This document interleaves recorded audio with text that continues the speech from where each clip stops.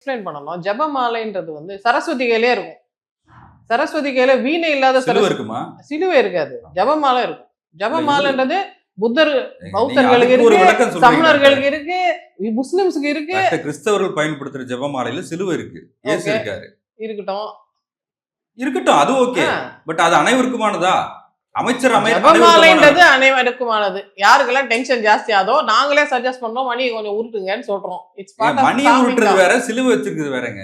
Sir அவருக்கு அது தேவைப்படுது. அந்த மத அடையாளம் அந்த ஊன்றுகோல் அவருக்கு தேவைப்படுது. அவருக்கு அவ்வளவு பதட்டமா தனிப்பட்ட முறையில் நீங்க ஜெபமாலை வச்சுக்கீங்க, ஓம் நமச்சிவாய் சொல்லுங்க, சமஸ்கிருத மந்திரம் சொல்லுங்க, அது பிரச்சனை இல்ல. சபையில ஏன் செய்றீங்கன்னு கேக்குறேன். அவரோட ஐடென்டிட்டியை ப்ரௌடா டிஸ்பிளே பண்றது எல்லாருக்கும் பிடிக்கல.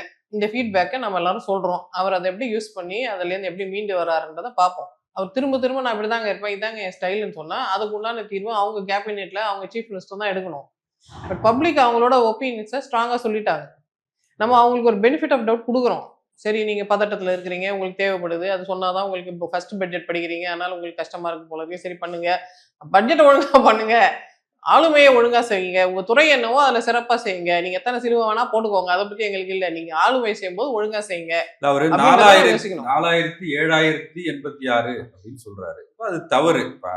அது கிண்டல் பண்றவங்க இருக்கனால சபையில யாரும் அதை கிண்டல் பண்ணல, சட்டமன்றத்துல அதை சொல்லிலாம் யாரும் கிண்டல் பண்ணல. அதை சரி பண்ணிக்கிங்க, கொஞ்சம் சரியா சொல்லுங்க. உங்களுக்கு நம்ம டிஸ்கஸ் பண்ண மாதிரி சார், இங்கிலீஷ் மீடியம்ல படிக்கிற சில்ட்ரனுக்கு அடல்ட் லைஃப்ல கூட நம்பர்ஸ் அழகா தமிழ்ல சொல்ல வரமாட்டேங்குது.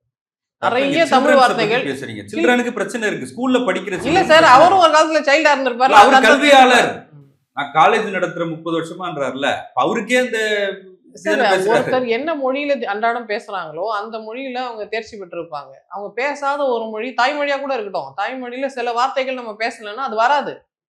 திடீர்னு ஒரு நாள் வராதுன்னா ஒத்துக்காம இருக்கிறது என்னங்க பண்பு? ஒரு தவறு செய்துட்டீங்க, தவறுதான் ஒத்துக்கிறதுல என்ன இருக்கு? ஏன் அந்த கர்வம்னு கேக்குறேன். அது சரி, கரெக்ட் தான் நீங்க கேக்குறது. அவர் தான் அதுக்கு பதில் சொல்லணும். நான் அவருக்கு சார்பா பதில் சொல்ல முடியாது. பட் ஒரு இவ்வளவு பேசுனீங்க அவர் சார்பா. I don't know him personally sir. ஒரு இது நடக்கும்போது இது எதனால நடந்ததுன்னு என்னோட அனுமானத்தை சொல்றேன். பட் நீங்க வந்து உடனே தமிழ் அவர் பகைச்சிட்டாரு, தமிழ் அவர் அவமானப்படுத்திட்டாருன்னு சொல்றது அதை நான் ஒத்துக்கல. தமிழ் யாராலையும் அவமானம் எல்லாம் படாது. ஒரே ஒரு மினிஸ்டர் வந்து எனக்கு தெரியாதுங்கன்னு சொல்றதுனால தமிழ் அப்படியே தலை குனிஞ்சிருமா? தமிழுக்கு எதிராக அவர் பேசிட்டாருன்ற பிரச்சனை இல்ல. கிறிஸ்தவத்துக்கும் தமிழுக்கும் வேறு வேறு. அவர் தமிழ் வேறு, கிறிஸ்தவ வேறு, அதெல்லாம் உங்களுக்கு புரியாது அப்படின்னு சொல்றது இருக்குல்ல. அவரே சொதப்பிட்டாரு. நீங்க ஏன் சார் மேலும் தோண்டி எடுக்கிறீங்க?